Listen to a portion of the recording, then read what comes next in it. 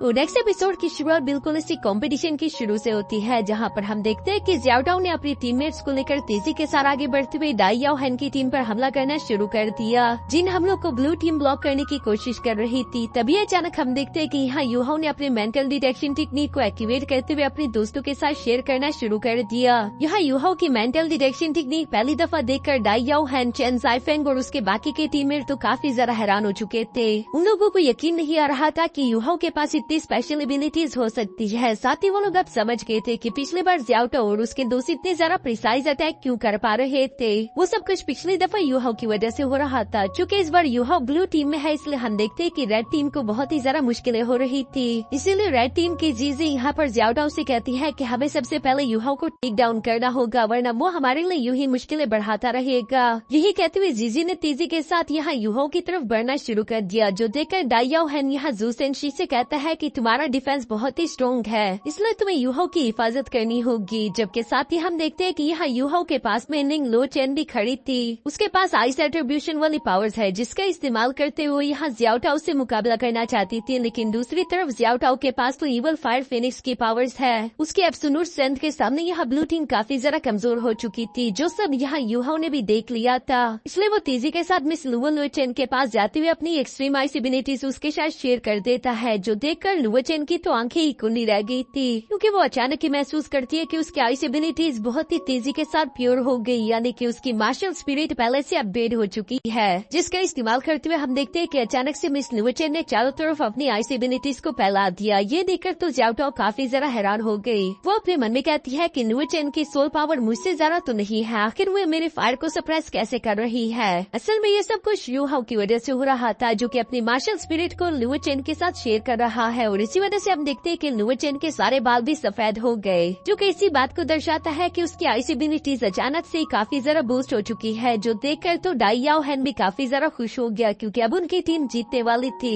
लेकिन ज़्याओटाओ ऐसा होने नहीं दे सकती, इसलिए वो हाउज़ू आन को अपनी कंट्रोल एबिलिटीज का इस्तेमाल करने को बोल रही थी, ताकि वो अपने ओपिनियंस को कमजोर कर सके। और साथ ही हम देखते हैं कि राम ने यहाँ पर अपने सारे टीममेट्स की ताकत बढ़ा दी थी, जिसके बाद वो लोग तेजी के साथ आगे बढ़ते हुए यहाँ ओपिनियन टीम की तरफ ही बढ़ रहे थे, ताकि वो ओपिनियंस को हरा सके। लेकिन तभी अचानक हम देखते हैं कि ज़्याओटाओ ने भी अपने डांसिंग सूट को बाहर निकाल लिया था, जिसको बजाने के साथ ही हम देखते हैं कि ओपिनियन थोड़े से स्लो हो गए। इस मौके का फायदा उठाकर यहाँ डाई याओ हैन और चेन ज़ाइफेंग दोनों ही आगे की तरफ जंप करते हुए ज़्याओटाओ पर अटैक कर देते हैं, लेकिन ज़्याओटाओ अपने अल्टीमेट पावर का इस्तेमाल करते हुए उन दोनों को पीछे हटा चुकी थी। और इसी मौके का फायदा उठाकर जीजी तेजी के साथ यहाँ यूहाओ की तरफ बढ़ रही है, ताकि वो उसे जल्द से जल्द टेक डाउन कर सके। लेकिन ज़ू सेंशी वक्त पर आते उसे बचा लेता है। ये देखकर जीजी तो काफी जरा हैरान हो गई थी। वो अपने मन में कहती है कि मैं तो इतनी तेजी के साथ मूव कर रही हूँ, तो आखिर ये लड़का मुझे देख कैसे लेता है। जिस पर ज़ू सेंशी उससे कहता है कि अपने दिमाग पर जोर मत डालो, मैं जानता हूँ कि तुम क्या सोच रही हो, लेकिन मैं तुम्हें हर वक्त देख सकता हूँ। मैं एक छोटी सी मूवमेंट भी करूँगी तो मुझे वो भी दिख जाएगी, इसलिए तुम मेरी शील्ड से बिल्कुल नहीं बच सकती। यहाँ दोनों ही टीम में जबरदस्त फाइट हो रही थी, लेकिन हम देखते हैं कि रेड टीम को अब काफी जरा मुश्किलों का सामना करना पड़ रहा है, क्योंकि डाई याओ हैन और चेन ज़ाइफेंग दोनों मिलकर ज़्याओटाओ अकेले से मुकाबला कर रहे थे। इसलिए ज़्याओटाओ को उन दोनों का सामना करना थोड़ा सा मुश्किल हो रहा था। लेकिन तभी अचानक ज़्याओटाओ यहाँ पर राम की मदद ले लेती है, और हम जानते हैं कि इन दोनों की पावर्स अगर एक बार कंबाइंड हो जाए, ये ज़्याओटाओ एक बहुत ही ज्यादा पावरफुल अटैक का इस्तेमाल कर सकती है। यहाँ ज़्याओटाओ ने बिल्कुल वही सब करने की कोशिश की। वो एक बार फिर से अपने फायर मीटियोर टेक्निक का इस्तेमाल करते हुए यहाँ डाई याओ हैन और चेन ज़ाइफेंग पर हमला कर देती है, लेकिन इस बार वो फायर मीटियोर्स अपने निशाने पर प्रिसाइसली नहीं लग पा रहे थे। दूसरी तरफ यूहाओ की सोल डिरेक्शन टेक्निक तो अब डाई याओ हैन के पास है, इसलिए हम देखते हैं कि डाई याओ हैन ने अपने अल्टीमेट स्ट्राइक पंचेस टेक्निक का इस्तेमाल करते उन सारे मीटियोर्स को निशाने मारते हुए डिस्ट्रॉय कर दिया था। जहाँ पर चेन ज़ाइफेंग भी डाई याओ हैन का साथ देते हुए अपनी तलवार से कई सारे स्लैश अटैक्स लगाकर ज़्याओटाओ पर हमला कर देता है, और इन स्लैश अटैक की वजह से हम देखते हैं कि ज़्याओटाओ की फॉर्मेशन भी टूट चुकी थी। मिस लुओ चेन ये देखकर मुस्कुराना शुरू कर देती है, क्योंकि वो जानते थे कि अब ज़्याओटाओ नीचे जमीन पर गिरेगी और यही उसे पकड़ने का सही मौका होगा।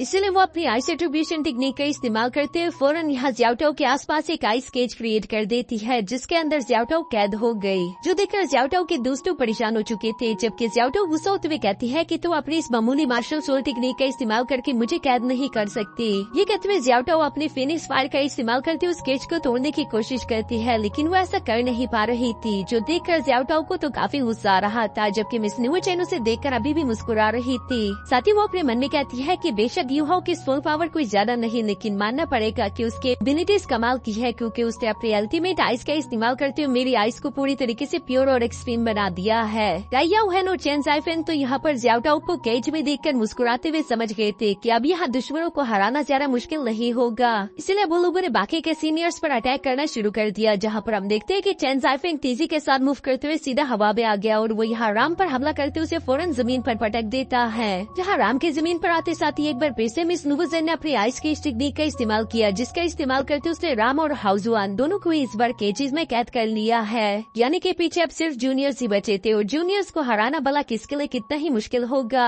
यही बात दाई याओहेन सोच रहा था। हम देखते हैं कि दाई याओहेन चेन जाइफेंग का साथ देते हुए सबसे पहले केटाओ पर अटैक्स करना शुरू कर देते हैं, जहाँ केटाओ को बचाने के लिए मिस्टर बेबी और जेंग ने इन दोनों को भी सामने आना पड़ा और यहाँ 3 वर्सेस 2 की फाइट हो रही थी। लेकिन ये तो सिर्फ उनकी गलत फहमी थी, क्योंकि तभी अचानक हम देखते हैं कि वॉर्नोमुई फौरन से केटाओ के पीछे आ गया और वो बताता है कि क्या तुम लोग मुझे भूल गए। जाओटो यहाँ पर अपने वॉरियर्स के बारे में सोचकर काफी ज्यादा गुस्सा हो रही थी, क्योंकि उसके 2 वॉरियर्स कैद हो चुके हैं, जबकि साथ ही साथ उसके 3 वर्सेस 3 वॉरियर्स की फाइट हो रही थी, जो कि वो लोग जीत भी नहीं सकते। दूसरी तरफ अगर जीजी को देखा जाए तो वो युहाओ को हराने के लिए अपनी पूरी जाल लगा रही थी, लेकिन जूसेंशी उसे युहाओ के पास तक आने नहीं दे रहा। ये सब सोचते हुए जाओटो को तो काफी ज्यादा गुस्सा आ गया था। वो कहती है कि मुझ जैसे फीनिक्स को कोई भी कैद नहीं कर सकता। जो बोलते साथ ही उसने अपनी अल्टीमेट पावर्स दोबारा से एक्टिवेट कर ली और इस बार उसकी ईवल फायर बहुत ही ज्यादा बढ़ चुकी थी, जिसका इस्तेमाल करते हुए वो आसानी के साथ हमला करके उस केज को डिस्ट्रॉय कर देती है और वो तेजी के साथ यहाँ मिस नुवुचेन की तरफ ही बढ़ रही है, क्योंकि वो यही सोच रही थी कि अगर एक बार मैंने मिस नुवुचेन को हरा दिया तो उसके बाद मेरे बाकी के दोनों सीनियर वॉरियर्स आजाद हो जाएंगे और हम लोगों के जीतने का चांस दोबारा से क्रिएट हो जाएगा। लेकिन हम देखते हैं कि दाई याओहेन ऐसे होने नहीं देने वाला था। वो तेजी के साथ जंप करते हुए फौरन से यहाँ मिस नुवुचेन के सामने आ गया, जहाँ वो भी अपने व्हाइट टाइगर क्ला टेक्निक का इस्तेमाल करते हुए फौरन जाओटो से जाकर टकरा जाता है। इन दोनों के टकराने की वजह से वहाँ अरीना में काफी ज्यादा एनर्जी फैल चुकी थी, जिस एनर्जी का इफेक्ट बहुत ही ज्यादा था और इससे बचने के लिए जूसेंशी यहाँ युहा और उसके दोस्तों के सामने एक शील्ड क्रिएट कर देता है। लेकिन तभी अचानक दूसरी तरफ हवा में हम देखते हैं कि जाओटो वाकई में काफी ज्यादा ताकतवर थी, इसलिए उसने दाई याओहेन को हरा दिया और इसी वजह से दाई याओहेन को बुरी तरीके से इंजरी भी हो चुकी है। लेकिन दाई याओहेन एक बहुत ही ज्यादा चालाक इंसान है। हम देखते हैं कि उसने वो कर दिया जो जाओटो ने बिल्कुल सोचा भी नहीं था। वो जाओटो को हाथ से पकड़कर पीछे निकलने के बजाय उल्टा मिस नुवुचेन की तरफ थ्रो कर देता है, जो देखकर जाओटो तो अचानक से हैरान हो गई। वो समझ नहीं पाई कि आखिर यहाँ पर हुआ क्या, जबकि हम ये बात अच्छे से जानते हैं कि हवा में किसी भी अटैक को डॉज करना काफी ज्यादा मुश्किल होता है। दाई याओहेन और मिस नुवुचेन दोनों ही इस बात को अच्छे से जानते थे, इसलिए हम देखते हैं कि मिस नुवुचेन ने तो पहले से ही अपना एक पावरफुल आइस अटैक रेडी कर लिया था, जिसके रेंज में जैसे ही जाओटो आती है मिस नुवुचेन ने फौरन उस पर हमला कर दिया। इस अटैक की वजह से हम देखते हैं कि जाओटो तो फौरन से फ्रीज हो गई, इवन के केटाओ भी खुद को बचा नहीं पाया। अब टोटल 4 वॉरियर तो ऐसे थे जो कि लड़ नहीं पा रहे, पीछे बचे थे 3 वॉरियर, जिनमें से हम देखते हैं कि मिस यांग ने और बीबी दोनों ही काफी ज्यादा थक चुके थे और इसलिए चेन जाइफेंग ने अपनी तलवार को उनकी गर्दन पर रखते उन्हें बंदी बना लिया। आखिर में बची थी जीजी, जो कि अभी भी हार मानने का नहीं सोच रही थी, बल्कि वो ये सब देखकर और ज्यादा गुस्सा हो जाती है। इसलिए इस बार जीजी अपनी पूरी रफ्तार के साथ यहाँ युहो की तरफ बढ़ना शुरू कर चुकी थी, जहाँ वो सब लोगों को डॉज करते हुए युहो के काफी ज्यादा पास आ जाती है। लेकिन इससे पहले कि वो युहो को कुछ भी कर पाती, वो नहीं जानती थी कि युहो के पास और भी कई सारी टेक्निक्स है। जैसा कि वो पीछे की तरफ पलटते हुए फौरन अपनी सोल शॉक टेक्निक का इस्तेमाल करता है। इस सोल शॉक टेक्निक की वजह से हम देखते हैं कि अचानक ही जीजी को एक बड़ा सा झटका लग गया था और वो उड़ते हुए पीछे की तरफ गिरने लगती है, जब किसी मौके का फायदा उठाकर जियाओजो और वॉर्नोमुई पावरफुल अटैक सीधा जीजी पर चल चुके थे। अगर जीजी इन पावरफुल अटैक से टकरा जाती तो वो बुरी तरीके से इंजर्ड हो सकती है, इसलिए हम देखते हैं कि मास्टर जुआन फौरन यहाँ जीजी के सामने आकर उसे बचा लेते हैं। यहाँ चूंकि जीजी अब कंपटीशन से बाहर हो चुकी है और बाकी के सारे वॉरियर खुद ही हार चुके, इसलिए हम देखते हैं कि मास्टर जुआन ने अनाउंसमेंट कर दी थी कि आखिरकार हम लोगों का विनर डिसाइड हो गया और इस बार विनर है दाई याओहेन की टीम। जो सुनकर तो दाई याओहेन और उसके सारे ही दोस्त काफी ज्यादा खुश हो चुके थे। युहो जो कि अपने काफी ज्यादा सोल पावर इस्तेमाल करके बहुत ही थक चुका था, इसलिए दाई याओहेन उसके सामने की तरफ आते हुए मुस्कुराकर उससे खुद अपनी टीम के लिए वेलकम करता है। युहो तो यहाँ पर दाई याओहेन की ऐसी हरकत देखकर काफी ज्यादा सरप्राइज हो गया था, जबकि दाई याओहेन यहाँ युहो से कहता है कि मैं जानता हूँ तुम्हारे और मेरे भाई दाई हुआबिन के बीच में ताल्लुकात कोई जरा अच्छे नहीं, लेकिन तुम दोनों के दरमियान जो भी है वो तुम लोगों के बीच रहना चाहिए, मेरा उससे कोई वास्ता नहीं। असल में वो युहो को यही बताना चाह रहा था कि तुमने मेरी रिस्पेक्ट जीत ली है और तुम्हारी और मेरे बीच कोई दुश्मनी नहीं, बल्कि तुम मेरे भाइयों की तरह हो। ये सब देखकर युहो को दाई याओहेन पर बिल्कुल भी यकीन नहीं आ रहा था। वो अपने मन में कह रहा था कि क्या ऐसा हो सकता है, ये मेरे साथ इतना अच्छा कैसे हो गया, क्योंकि ये भी तो आखिर ल्यूक का ही बेटा है, हम दोनों के बीच तो दुश्मनी होनी चाहिए थी। या मुझे दाई याओहेन हैन पर भरोसा करना चाहिए, लेकिन क्या पता ये उसकी चाल भी तो हो सकती है। यूहाओ ने अगले कुछ घंटे यूं ही इसी सोच में गुजार दिए थे, जबकि दूसरी तरफ हम ज्याओटाओ को देखते हैं जो कि यहाँ लुओचेन से पूछ रही थी कि आखिर तुम्हें अचानक अरीना में क्या हो चुका था। बारिश और पावर तो मुझसे कम है, फिर तुम आखिर अरीना में मुझे सरप्राइज कैसे कर पा रही थी। जिस पर मिस लुओचेन जवाब देते हुए बोलते हैं कि यह सब कुछ यूहाओ की वजह से हुआ, क्योंकि उसने मेरी आइस प्लेग को पहले से ज्यादा प्यूरिफाइड कर दिया है और मेरी ताकत पहले से ज्यादा बढ़ चुकी। ज्याओटाओ को तो अंदर से काफी ज्यादा जेलसी फील हो रही थी। तभी अचानक हम देखते कि मास्टर जुआन भी वहाँ पर आ गए, जो कि पहले तो इन सब लोगों को शाबाशी देते हैं और साथ ही 7 शेक डेविल्स को बताते हैं कि तुमने अपने रिजर्व टीममेट्स के साथ 2 फ्रेंडली मैचेस खेल लिया, अब तो तुम लोगों को उनकी ताकत के बारे में कुछ अंदाजा हो चुका होगा। साथ ही वो बताते हैं कि रिजर्व टीम में से वॉर्नोंग, यूहाओ और ज्याओजो काफी ज्यादा कमजोर है, लेकिन इन तीनों में पोटेंशियल है कि आने वाले फ्यूचर में काफी ज्यादा टैलेंटेड होंगे।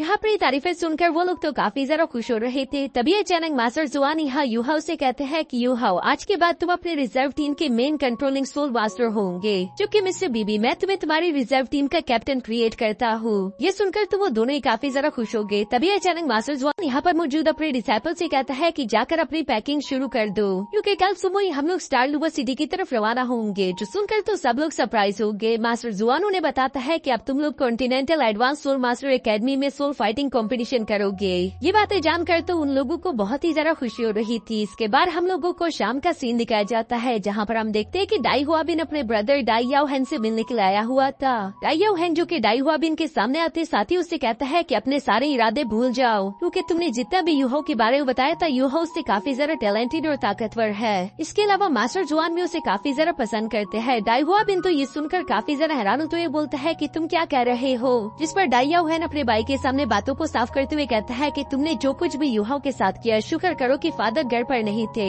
फादर अगर घर पर होते और उन्हें इन सब चीजों के बारे में मालूम हो चुका होता तो तुम काफी बड़ी मुश्किल में आ जाते। असल में डाई याओ हैन यहाँ पर डाई हुआबिन से कह रहा था कि यूहाओ को परेशान करना छोड़ दो, जो सुनकर डाई हुआबिन जवाब देते हुए बोलता है कि ऐसा कभी नहीं होगा, मेरी इतनी बेइज्जती हो चुकी है और मेरे कई सारे साथी भी मारे गए, क्या मैं वो सब कुछ इतनी आसानी के साथ भूल जाऊँ। ये सब सुनकर तो डाई याओ हैन ने यहाँ डाई हुआबिन को एक चांटा लगा दिया था। साथ ही वो अपने भाई से कहता है कि तुम इतने बड़े हो चुके हो, लेकिन अभी भी तुम अपनी फैमिली की इज्जत के बारे में बिल्कुल नहीं सोचते। वो लड़का 7 शेक डेविल्स का हिस्सा बन चुका है, क्या तुम जानते भी हो कि इन 3 लफ्जों का मतलब क्या है। डाई हुआबिन का चेहरा तो यहाँ देखने के काबिल था। डाई याओ हैन उससे कहता है कि अब यूहाओ के साथ परेशानियाँ क्रिएट करने से कोई फायदा नहीं होने वाला, बल्कि अभी तो तुम्हें यही सोचना चाहिए कि आखिर हम लोग यूहाओ का दिल कैसे जीत सकते हैं, क्योंकि अगर हम उसे किसी तरह भी मना पाए और दोबारा अपनी फैमिली में शामिल कर पाए, इससे हमारी फैमिली का नाम और भी ज्यादा रोशन हो जाएगा, हमारी फैमिली पहले से ज्यादा ताकतवर हो जाएगी। डाई हुआबिन को अपने भाई की ये बातें सुनकर बहुत ही गुस्सा आ रहा था, जबकि डाई याओ हैन यहाँ से जाने से पहले अपने भाई से कहता है कि मेहनत करना शुरू कर दो, क्योंकि जल्दी मैं इनर एकेडमी से ग्रेजुएट होकर यहाँ से चला जाऊंगा, उसके बाद तुम्हें अपना नाम रोशन खुद ही करना होगा।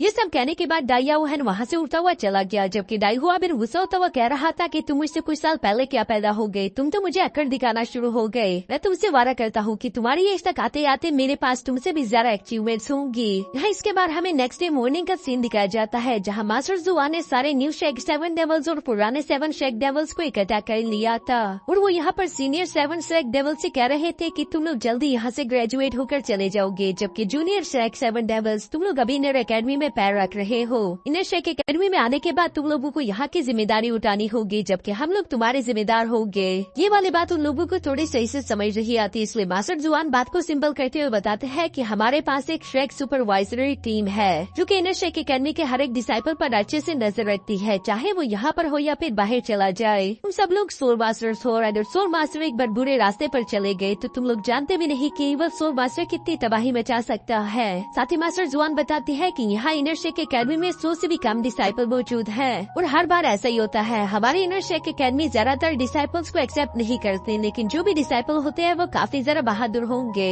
उनमें से सिर्फ गिने चुने डिसाइपल ही यहाँ से जिंदा ग्रेजुएट होकर बाहर गए, जबकि बहुत सारे डिसाइपल्स अपनी ड्यूटीज को जिम्मेदारी के साथ निभाते हुए जान से मारे गए। उन्हें वॉरियर्स के नेम यहाँ पर मौजूद एक स्टोन पर इंक्रिप्टेड थे, जिन्हें मास्टर जुआन हीरोज की तरह याद कर रहे थे। डाई याओ हैन भी यहाँ पर फौरन से आगे आते हुए बताता है कि मैं भी शेक सुपरवाइजरी टीम का एक हिस्सा था, मैंने इसके दौरान कई सारे लोगों की मदद की, और सच बताऊं तो ये मेरे लिए फखर की बात थी। तभी अचानक मास्टर जुआन यहाँ पर मौजूद जूनियर से सवाल करते हुए पूछता है कि मैं तुम लोगों से आखिरी बार सवाल करूंगा, या तुम लोग सच में 7 शेक डेविल्स बनने के लिए तैयार हो। जिस पर सारे जूनियर एक साथ जवाब देते हुए बोलते हैं कि हाँ हम लोग तैयार है। मास्टर जुआन जवाब देते हुए बोलता है कि ठीक है, फिर अगली बार जिम्मेदारी तुम्हारी, तुम लोगों को ये जिम्मेदारी उठानी होगी। बेशक तुम लोग स्टार लुओ सिटी फाइट करने के लिए जाने वाले हो, लेकिन साथ ही मैं तुम लोगों को एक स्पेशल मिशन पर भेजने वाला हूँ। इस मिशन के बारे में सुनकर तो सब लोग हैरान हो गए। ज़्याओटो हैरान होते हुए सवाल करते हुए पूछती है कि आप किस बारे में बात कर रहे हो, जिस पर मास्टर जुआन सिर्फ इवल सोल मास्टर कहते हैं। और ये सुनकर तो सब लोग ही सरप्राइज हो गए, जिसके साथ ही हमारा ये एपिसोड यहीं पर खत्म हो जाता है।